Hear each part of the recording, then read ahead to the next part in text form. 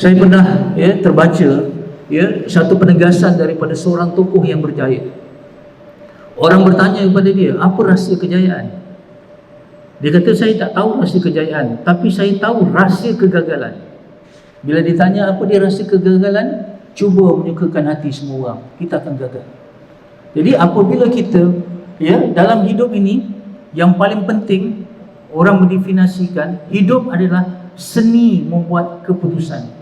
Seni membuat keputusan.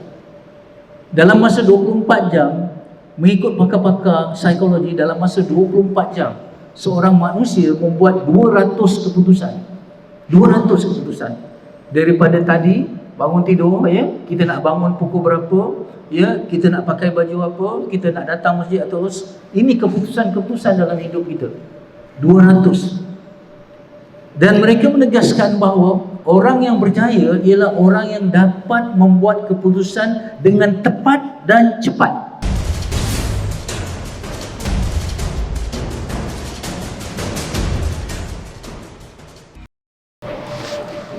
Bismillahirrahmanirrahim. Assalamualaikum warahmatullahi ta'ala wabarakatuh. Alhamdulillahilladzi hadana lihadza wa ma kunna linahtadiya laula an hadanallah. Wassalatu wassalamu ala Rasulillah wa ala alihi wa sahbihi wa man walah. Rabbi israh li sadri wa yassir li amri wa hlul 'uqdatam min lisani yafqahu qawli. Subhanaka la ilma lana illa ma 'allamtana innaka antal alimul hakim. La haula wa la quwata illa billahil 'aliyyil 'azim. Yang berusaha dan yang berbahagia, seluruh barisan pengurusan dan kepimpinan Masjid Al-Mukhlisin Alam Damai, ibu-ibu, bapa-bapa, tuan-tuan, puan-puan yang dikasihi sekalian, alhamdulillah, syukur kepada Allah Subhanahu wa taala kerana dengan izin serta limpah kurnianya hidayah dan taufiknya, Allah telah melunakkan hati kita. Maka dengan kelunakan hati kita itu, ringan kaki kita melangkah ke masjid, insya-Allah. Jarak antara rumah kita dengan masjid bukan ditentukan oleh jarak kaki kita, tetapi jarak rumah kita dengan masjid ditentukan oleh jarak hati kita dengan Allah Subhanahu wa taala. Sekiranya hati kita dekat dengan Allah, walaupun jauh kita dapat datang, tetapi kalau hati kita dekat dengan Allah, walaupun jauh kita dapat datang, tetapi sekiranya hati kita jauh daripada Allah, walaupun dekat, kita tidak dapat datang ke rumahnya, insya-Allah. Pada pagi ini Allah rezekikan kita untuk berada di rumahnya dan juga di dalam majlis ilmu yang penuh dengan keberkatan dan penuh dengan ketenangan, insya-Allah, mudah-mudahan. Nabi Sulaiman alaihissalam ditawarkan oleh Allah Subhanahu wa taala dengan 3 perkara. Pertama, ditawarkan dengan kuasa, yang kedua ditawarkan dengan harta, dan yang ketiga ditawarkan dengan ilmu. Nabi Sulaiman alaihissalam memilih ilmu. Apabila Nabi Sulaiman alaihissalam memilih ilmu, harta dan kuasa juga menjadi miliknya. Dalam nada yang sama, Imam Ghazali rahimahullah taala menegaskan bahawa ilmu itu adalah imam, manakala amal itu adalah makmum. Sebab itu dalam perjalanan seorang hamba Allah untuk menjadi hamba Allah yang sebenar, dalam kitabnya Minhajul Abidin, Imam Ghazali menegaskan bahawa tanjakan pertama ataupun fasa pertama yang perlu dilalui ialah dengan fasa menuntut ilmu. Pada pagi ini saya diamanahkan untuk berkongsi satu tajuk yang saya kira sangat relevan dan sangat signifikan dengan nama masjid ni, Al-Mukhlisin, iaitu tentang keikhlasan. Tajuk kita pada pagi ini ialah bagaimana kita nak memburu keikhlasan. Apabila kita bercakap tentang menggunakan istilah memburu, artinya suatu yang kita buru tu suatu yang sangat berharga, sangat bernilai. Kalau perkara-perkara yang tidak berharga kita tidak kata memburu. Sebab tu kita kata selalu memburu kijang, memburu rusa. Orang tak kata memburu ayam, Dan kita nak tegaskan bahawa bila kita kata gunakan istilah memburu, artinya ada unsur kesusahan, ada unsur kegigihan yang diperlukan dan ada melibatkan pengorbanan. Kerana suatu yang bernilai itu, suatu yang berharga itu tidak akan dapat dengan mudah. Perlu melalui perjuangan, perlu melalui pengorbanan. Jadi saya ingin tegaskan, saya ingin ingatkan diri saya dan juga tuan-tuan dan puan-puan yang dikasihi sekalian, bahawa keikhlasan ini suatu yang sangat mahal harganya, dan juga perlu kegigihan, perlu pengorbanan untuk mendapatkannya. Sebelum kita pergi kepada keikhlasan, izinkan saya sebentar untuk reverse kejap ke belakang tentang tujuan hidup. Kerana nanti keikhlasan dia ada kaitan dengan tujuan. Ya, baik tujuan hidup kita seperti mana yang kita sedia maklum, dua saja. Ya, Allah Subhanahu Wa Taala menegaskan dalam Az-Zariyat ayat 56 dan Al-Baqarah ayat 30. Ya, reason for our existence, kenapa kita ada di atas muka bumi ini, dua saja. Yang pertama, wa ma khalaqtul jinna wal insa illa liya'budun. Kita diciptakan untuk menjadi hamba-Nya, untuk beribadah kepada Allah. Yang kedua, wa idz qala rabbuka lil malaikati inni ja'ilun fil ardi khalifah. Kita diciptakan untuk menjadi khalifah di muka bumi ini. Sebagai hamba Allah, kita perlu jadi baik. Manakala sebagai khalifah, kita perlu memberi kebaikan. Sebagai hamba Allah, kita perlu jadi soleh. Manakala sebagai khalifah, kita perlu muslih. Ya, kita perlu memberi kebaikan dan memperbaiki keadaan lingkungan yang kita hadapi di mana jua. Baik, izinkan saya fokus kepada satu, iaitu tujuan hidup, iaitu ibadah tadi. Dia ada dua, khalifah dan ibadah. Saya fokuskan kepada ibadah. Ya, kenapa tujuan hidup ini penting? Tujuan hidup inilah yang menentukan kebahagiaan, ketenangan dan kejayaan dalam hidup kita. Sekali lagi saya tegaskan bahawa tujuan hidup ni menentukan kebahagiaan, ketenangan dan kejayaan dalam hidup ini. Saya pernah membaca sebuah buku yang ditulis oleh seorang falsafah ataupun ahli psikologi barat, ya. Nama dia John C. Maxwell, terkenal dalam leadership dan juga management. Dia menegaskan di situ, dia kata manusia ni bukan tidak boleh berjaya. Manusia bukan tak boleh berjaya, tetapi hambatan utama, kekangan utama manusia ialah manusia tak tahu apa erti kejayaan yang sebenar. Bila manusia mencari sesuatu yang tidak pasti, bila manusia mencari sesuatu yang dia tidak ketahui, sampai bila pun dia tak jumpa. Sebab tu masyarakat barat, orang-orang barat, orang-orang yang menolak Islam, mereka teraba-raba dan terkapa-kapa mencari apa erti kejayaan yang sebenarnya, apa erti kebahagiaan ataupun apa erti ketenangan yang sebenar. Subhanallah, bagi kita orang Islam tak ada masalah. Ya, jelasnya dalam Islam, kalau kita mencapai tujuan hidup yang telah ditentukan oleh Allah Subhanahu Wa Taala, itu kejayaan kita. Di situ ketenangan kita dan di situlah kebahagiaan kita. Artinya, kalau kita nak bahagia, kalau kita nak tenang, kalau kita nak berjaya, jadi hamba Allah, insya-Allah. Ya, sebab itu kejayaan dan kebahagiaan dalam hidup kita sejauh mana kita menjadi hamba Allah dengan sebenar-benarnya, dengan dalam arti kata yang tepat, insya-Allah. Sebab itu saya sedikit ulang kaji secara sepintas selalu tentang ibadah. Ya, bukan itu maksud saya, tetapi dia ada kaitannya, jadi saya paksa menyebutnya. Yang pertama, ibadah ini terbagi kepada tiga. Pertama, ibadah asas. Ibadah asas ini ta'abudi, perkara yang teras dan asas, iaitu terbagi kepada dua, iaitu mempelajari, memahami serta meyakini rukun iman yang 6. Percaya kepada Allah, percaya kepada kitab, percaya kepada malaikat, percaya. Tidak ada action. Semua soal belief system, keyakinan di dalam. Dan dalam ibadah asas juga yang kedua ialah baru masuk tindakan. Kalau kita benar-benar yakin, syahadah, buktikan dengan kalimah syahadah, buktikan dengan solat, buktikan dengan puasa, buktikan dengan zakat dan haji. Ini yang kita rukun Islam yang 5, mempelajari, memahami serta mengamalkannya. Rukun Islam yang 5. Ini ibadah asas. Yang kedua, ibadah sunat. Kalau tadi ta'abudi, yang ini taqarrubi. Taqarrubi artinya kita datang dekat dengan Allah, kita buat ekstra dengan Allah. Ya, baik, ya, supaya dengannya apa? Ibadah taqarrubi ini, ya, dalam bentuk ibadah sunat ni dua fungsi, dua peranan. Pertama, untuk mendapat kasih sayang daripada Allah. Ya, kalau ibadah-ibadah asas itu hanya menjelaskan hutang kita dengan Allah. Tetapi dengan amalan-amalan sunat kita buat ekstra untuk mendapat perhatian, kasih sayang dan cinta daripada Allah. Yang kedua, ibadah sunat ini adalah untuk menampung rompang-rompang ataupun defek, kekurangan dalam ibadah yang asas. Solat 5 waktu itu ibadah asas, tetapi pasti ada kekurangannya, ditampung dengan ibadah sunat. Ya, puasa bulan Ramadan itu adalah ibadah asas, ditampung kekurangannya dengan puasa 6 dan sebagainya. Baik. Yang ketiga ialah ibadah umum. Ibadah umum ni amal soleh. Seluruh perbuatan kita, seluruh tindakan kita selain daripada ibadah asas dan ibadah sunat, semuanya termasuk dalam ibadah umum. Ini yang dikatakan amal soleh. Baik, untuk satu ibadah itu diterima,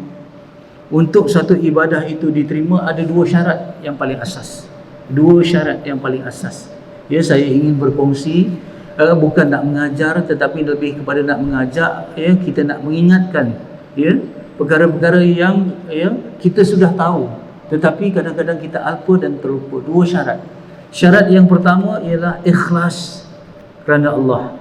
Ikhlas kerana Allah ini adalah ghayah. Ghayah artinya tujuan.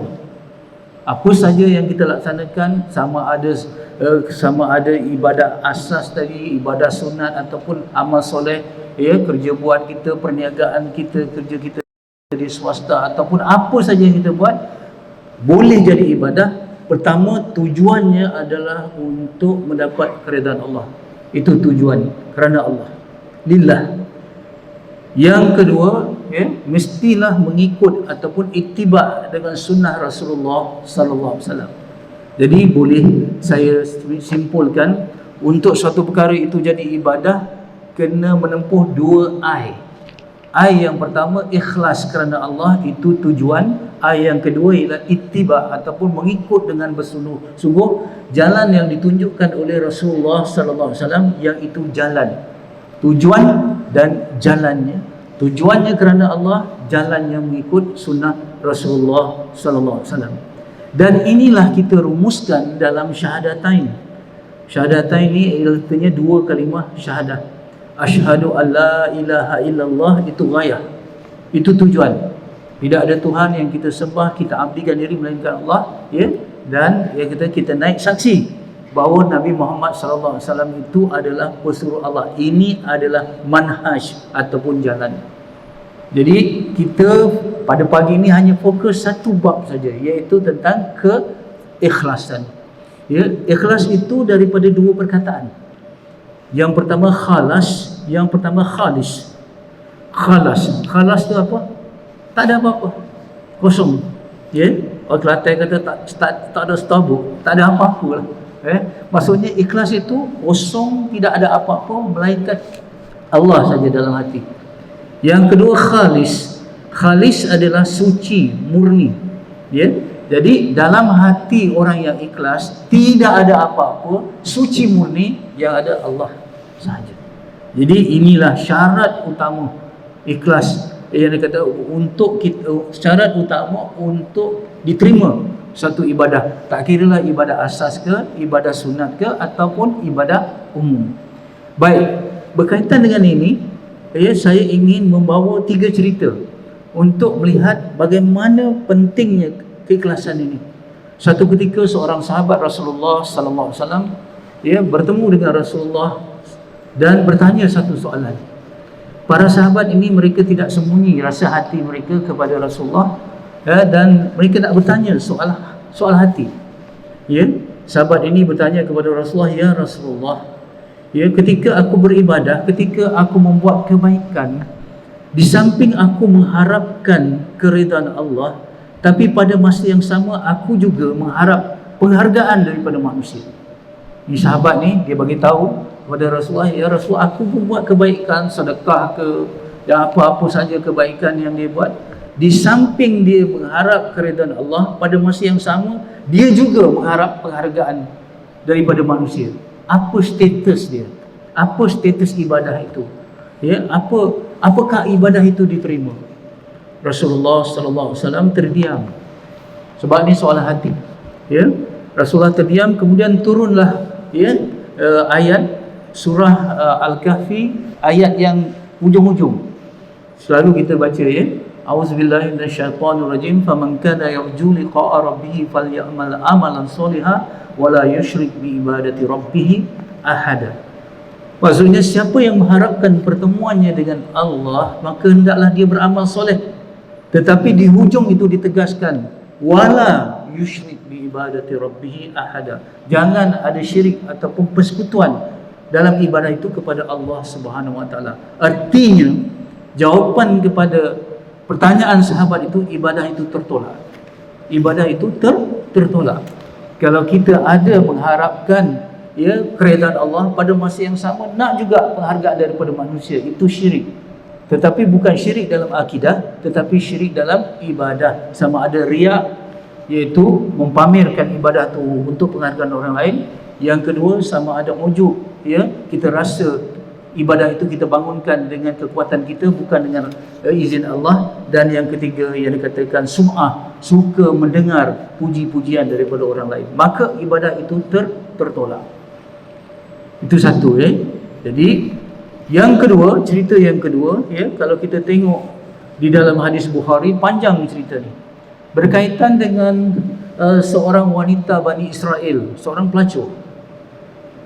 Pada satu ketika, cerita ni masyhur, saya ulang kerana dia ada kaitan dalam konteks kita dalam cerita ini. Wanita pelacur Bani Israel ini, dia lalu di padang pasir, kemudian dia minum daripada satu tempat atau bekas air. Maka waktu dia naik daripada tempat itu, kelihatan seekor anjing sedang kehausan. Maka wanita tadi turun balik, buka kasurnya, cedok air dan bagi minum kepada anjing itu. Perbuatan kebaikan yang dibuat oleh wanita itu kecil saja, tak berapa banyak, hanya setitis air, berapa titis air. Dan kebaikan yang dibuat tu tidak mengambil masa yang lama, mungkin 1-2 minit saja. Dan kebaikan dibuat itu kepada binatang yang mughallazah, anjing. Tetapi Allah menilai besar. Hingga Allah Subhanahu wa taala memberi hidayah kepada wanita itu, hingga wanita itu bertukar menjadi wanita yang solehah dan akhirnya mati, masuk ke dalam syurga. Asbab perbuatan yang sedikit tadi. Apa rahsianya? Rahsianya ialah kalau kita lihat dalam hadis kudusi, yang dikatakan oleh Rasulullah sallallahu alaihi wasallam, innallaha la yanzuru ila suwarikum walakinallaha yanzuru ila qulubikum wa amalikum. Allah tidak melihat rupa lahir kita, tetapi apa yang Allah lihat ialah hati dan amalan kita. Walaupun wanita tadi membuat perbuatan yang kecil, tetapi tidak ada CCTV, tidak diviralkan dan sebagainya, tapi dia buat benar-benar dari hati dia. Dan Allah menilai hati. Bila Allah menilai hati, satu amalan yang kecil boleh menjadi besar kalau ikhlas. Tetapi kalau amalan yang besar sekalipun tetapi tidak ada ikhlas, menjadi kecil di sisi Allah. Jadi ini penting, soal hati. Dan soal hati ini berkaitan dengan soal ikhlas. Satu ketika diceritakan di dalam kitab, seorang ulama ini profession dia ialah tailor, pembuat baju, pakaian.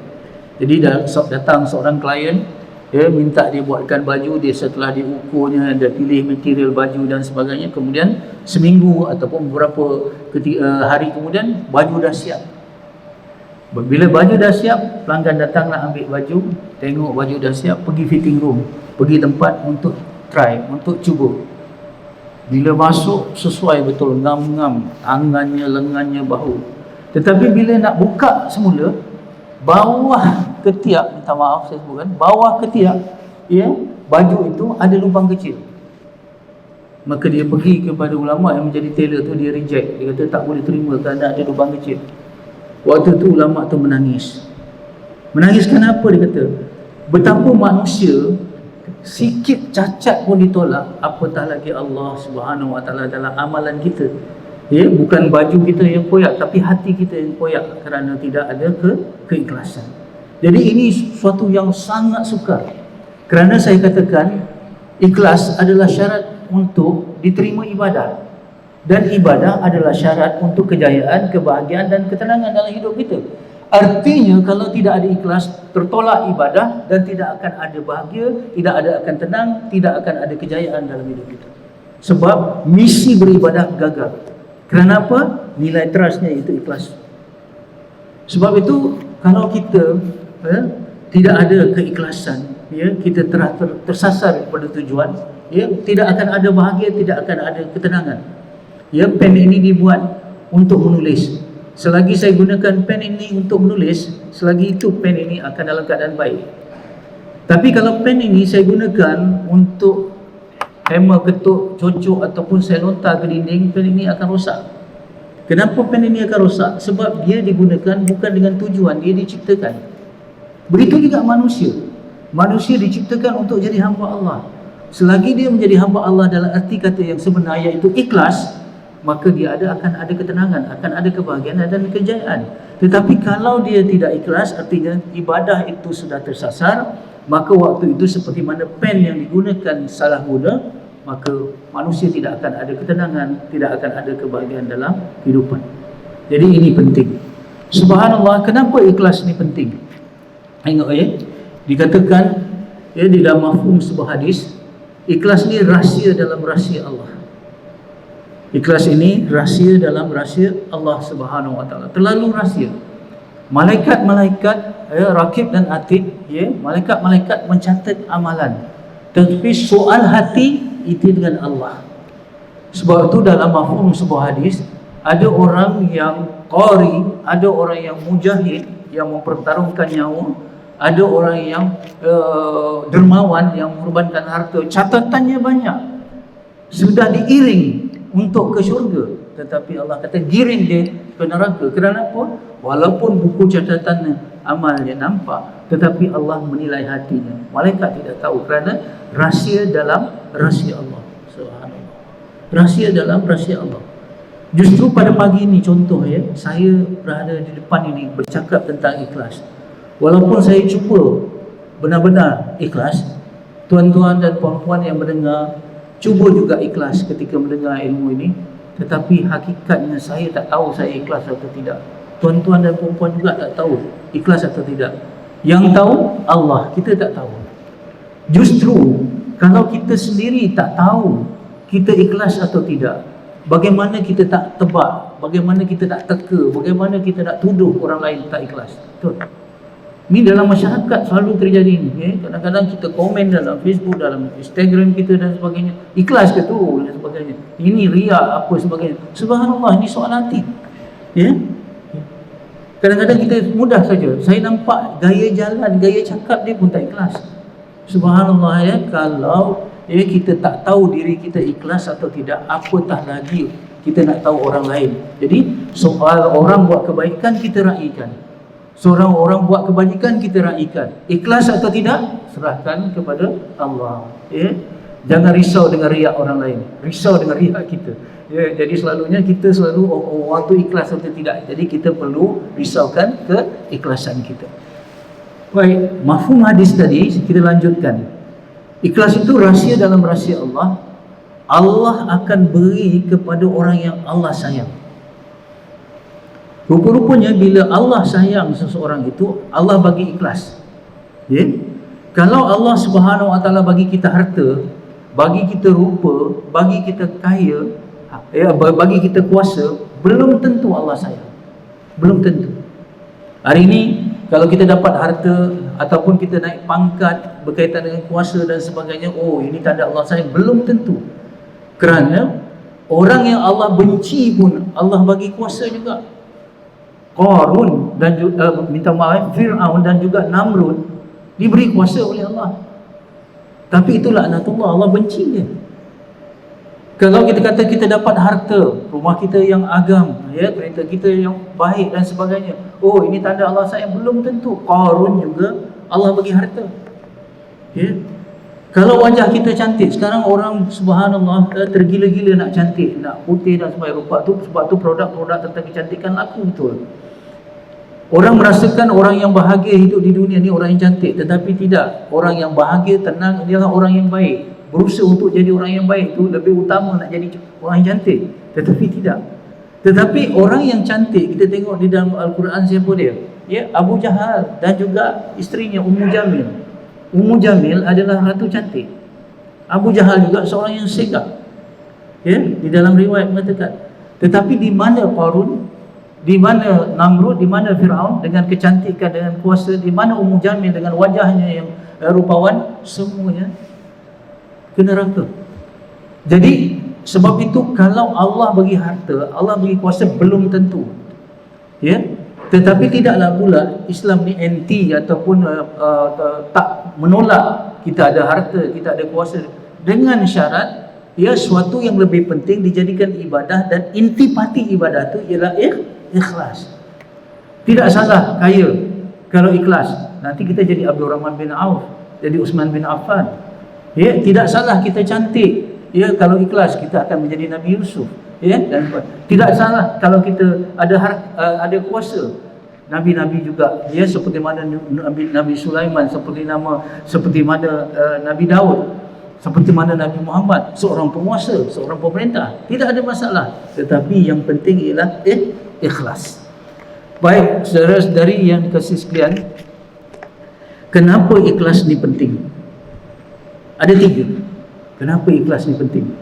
Pertama, seperti mana yang saya katakan tadi, ikhlas ini syarat kepada kebahagiaan, ketenangan dan kejayaan. Saya nak elaborate sikit, saya nak penjelaskan sikit. Kenapa orang yang ikhlas bahagia? Kerana orang yang ikhlas hanya ada satu Tuhan dalam hidupnya.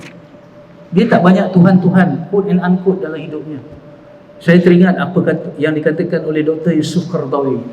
Dr. Yusuf Qaradawi, dia berkata, masalah manusia daripada dulu sampai sekarang bukan kerana tidak ada Tuhan, tetapi masalah manusia dari dulu sampai sekarang ialah terlalu banyak Tuhan.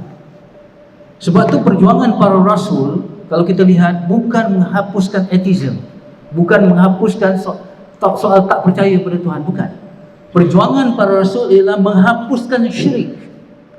Syirik bila ada Tuhan yang disembah, tapi ada Tuhan-Tuhan yang lain.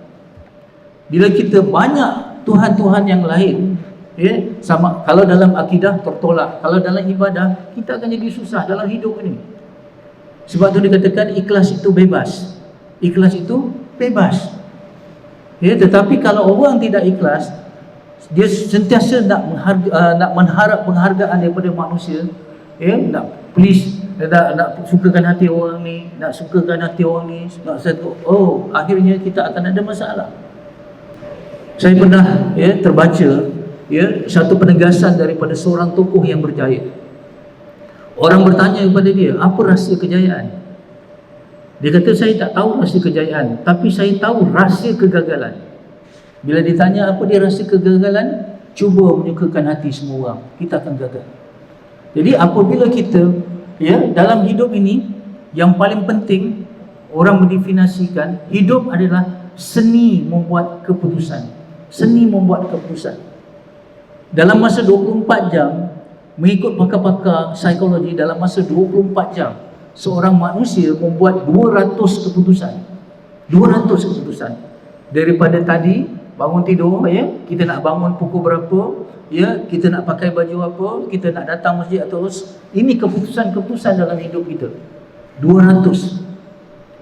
Dan mereka menegaskan bahawa orang yang berjaya ialah orang yang dapat membuat keputusan dengan tepat dan cepat. Kalau boleh buat keputusan dengan tepat dan cepat, berjaya. Kalau buat keputusan tepat tapi lambat, gagal. Kalau buat keputusan cepat tapi tak tepat, gagal. Subhanallah. Rahsia untuk kita dapat buat keputusan dengan tepat dan cepat ialah ikhlas kepada Allah. Ada satu je. Solat ni Allah redha atau tidak? Redha, terus je buat, betul. Tapi kalau kita nak pakai baju pun susah kadang-kadang. Seorang wanita nak pergi bekerja, ini wanita yang berkejaya lah, buka almari baju, ada 30 buah baju. Baju yang pertama saya pakai, okey, tapi suami tak suka. Yang kedua, suami suka, saya pula tak suka. Yang ketiga, saya suka, suami suka, bos tak suka. Keempat, kan susah tu. Nak pilih tu sebab banyak parameter, banyak apa ni. Tetapi kalau dia kata baju yang pertama tutup aurat, bersih, terus pakai, betul, mudah hamba keputusan. Sebab itu dalam hidup, kalau kita memburu kecintaan Allah, cinta-cinta yang lain akan datang. Sebab itu dalam hadis, ya, jelas, apabila Allah mencintai seseorang, Allah akan menitahkan atau memerintahkan malaikat Jibril untuk, ya, menyeru semua manusia supaya mengasihi orang itu. Artinya kalau kita memburu cinta Allah, cinta-cinta yang lain datang. Tetapi kalau kita memburu cinta manusia, cinta Allah dah tentu tak dapat. Cinta manusia pun belum tentu dapat. Tak dapat. Jadi pertama, kita jadilah hamba Allah yang ikhlas kerana pertama, apa dia? Kita akan tenang, akan bahagia dan juga akan berjaya dalam hidup. Kita bebas, senang dalam hidup, tenang. Ada satu Tuhan saja dalam hidup kita. Yang kedua, dia kenapa kita pentingkan ikhlas? Ya?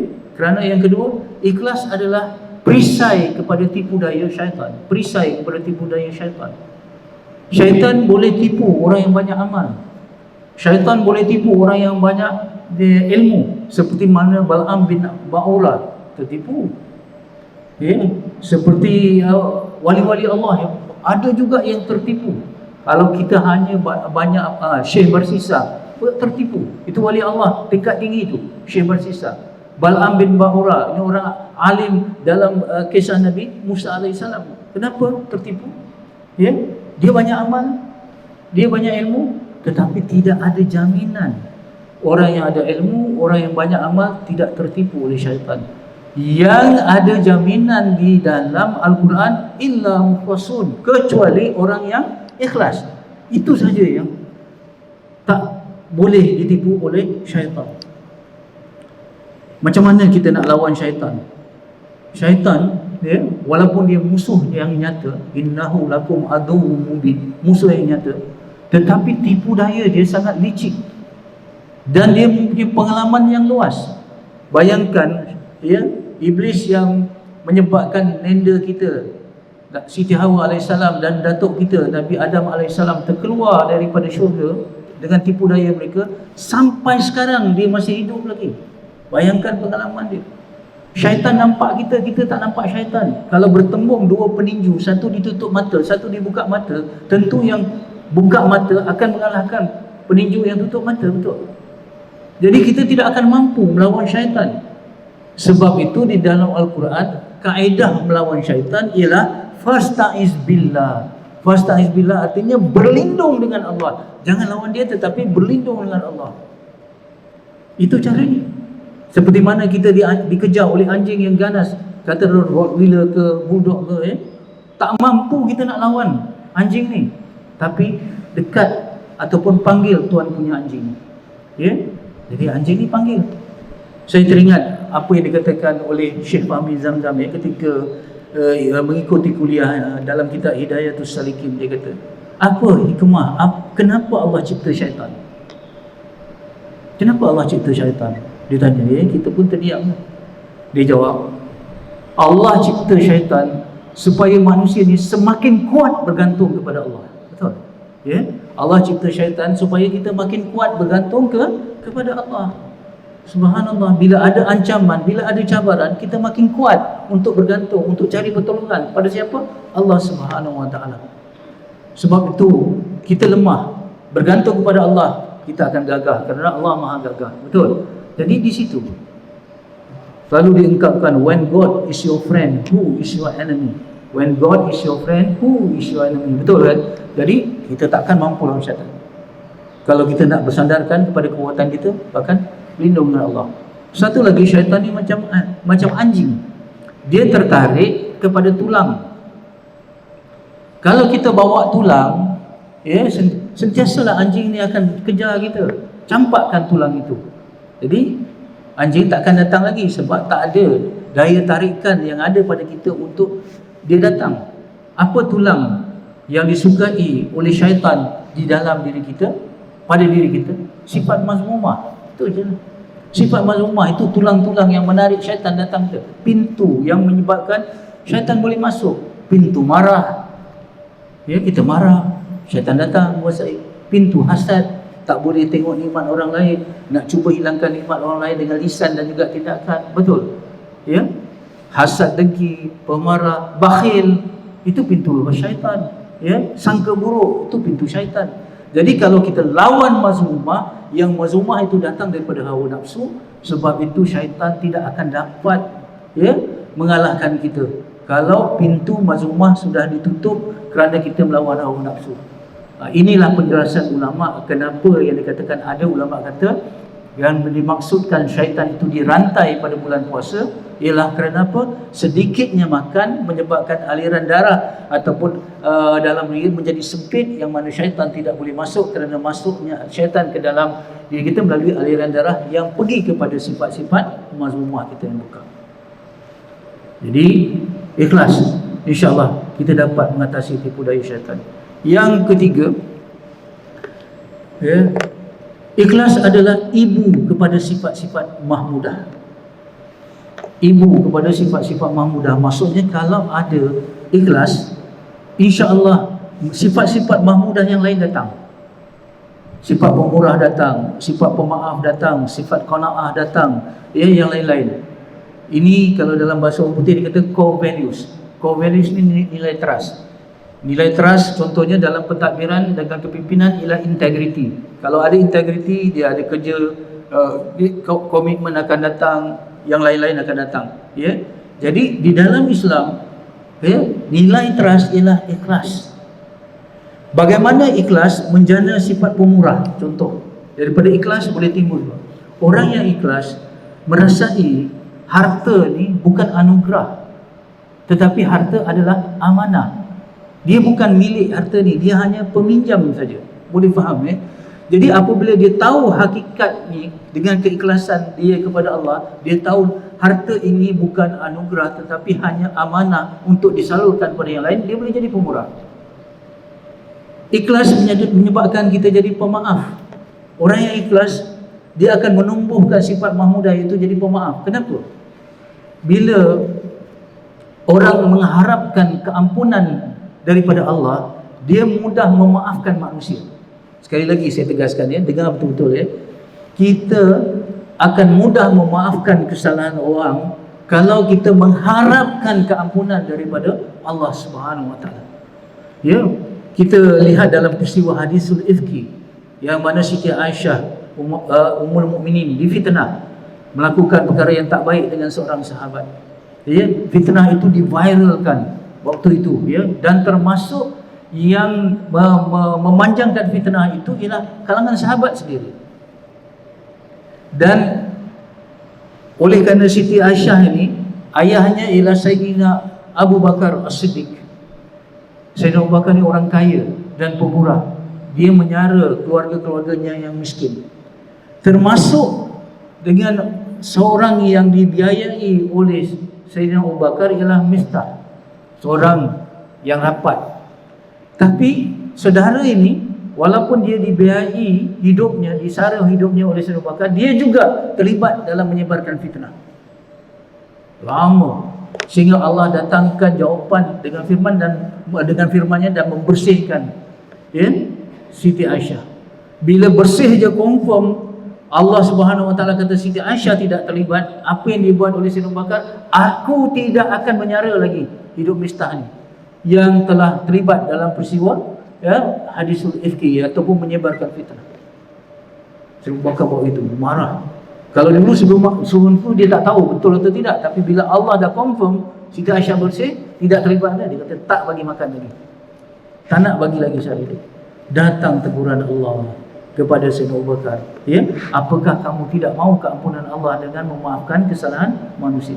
Jadi subhanallah, ikhlas akan menyebabkan kita dapat jadi prasangka, kita sangka baik, kita qanaah, kita pemurah, kita pemaaf dan sebagainya. Itu yang ketiga. Baik, ada lagi 2 atau 3 minit saya dibagi sampai 7.15 atau 7.20. Tidak, saya ambil tengah-tengah 7.17. InsyaAllah saya berhenti. Bagaimana kita nak buru ikhlas? Kita dah tahu dah dia sangat bernilai. Kenapa saya gunakan, saya mulakan dengan kenapa, baru bagaimana. Penting dalam hidup Kalau orang dah tahu betul soal kenapa, dia akan tahu bagaimana dengan sendirinya. Boleh faham ya? Bila kita dah ada motif yang kuat, kenapa, insya-Allah yang bagaimana mudah. Ya, jadi di sana ada hadis riwayat Baihaqi. Ya, dengar ya. Saya nak gandingkan hadis yang saya akan baca mafhumnya ini dengan hadis yang ikhlas itu rahsia dalam rahsia Allah. Allah bagi kepada orang yang Allah sayang. Ya, dalam hadis riwayat Baihaqi ini mafhumnya begini. Allah sayang seseorang hamba yang mana apabila hamba itu melakukan satu pekerjaan, dia melaksanakan pekerjaan itu dengan itqan, ya. Allah sayang seseorang tu apabila dia melakukan satu pekerjaan, tak kiralah ibadah asas ke, ibadah sunat ke, ibadah umum ke, tetapi dia melaksanakan dengan itqan. Itqan itu apa? Kalau dulu cuba disamakan dengan tekun, tapi tekun tidak dapat menceritakan ataupun menggambarkan yang sebenarnya. Kita katakan memperelokkan kerja kita. Bila kita memperelokkan kerja kita, walaupun kerja itu ataupun amalan kita berkaitan dengan hablum minan nas, tapi Allah sayang. Contoh, seorang isteri yang memperelokkan betul-betul dia melaksanakan kerja dengan peranannya sebagai isteri. Waktu tu suaminya sayang pada isteri itu. Tidak, bukan saja suami itu sayang, tetapi Allah sayang kepada isteri itu. Kalau seorang pekerja, dia melaksanakan kerja dengan itqan, dengan memperelokkannya, dengan efektif, dengan efisien, dengan etik, ya, dengan ilmu, kemahiran, skill, hard skill dan soft skill yang tinggi. Waktu itu majikan kata aku sayang kepada kamu. Tidak, bukan saja dia disayangi oleh majikan, tetapi Allah sayang kepada dia.